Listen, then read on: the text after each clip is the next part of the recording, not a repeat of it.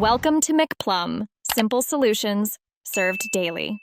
You start by confirming your iPhone is updated and you have VPN credentials. Once done, pick a provider app or plan to enter manual settings. You need server address, remote ID, and login details. Next, open Settings, go to General, then VPN and Device Management, and tap Add VPN Configuration. Make sure to choose the correct protocol type for your provider. You do this now, so the device has a saved profile, ready for secure connections later. Now you fill in the configuration field step by step. Choose the protocol your provider recommends, ICAV2 for modern stability, IPsec for compatibility, or L2TP if specified, because protocol affects speed and security. Then type the server address, remote ID, and your username and password, or install the certificate if the provider supplied one.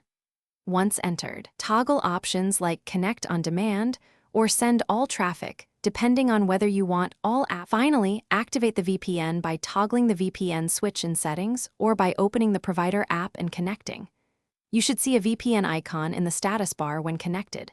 If it fails, make sure your username, password, and server are exact, verify the selected protocol, and confirm any required certificates are installed.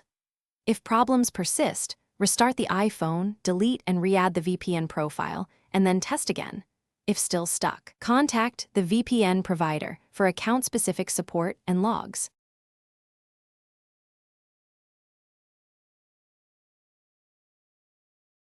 Thanks for watching. Stay juicy and subscribe.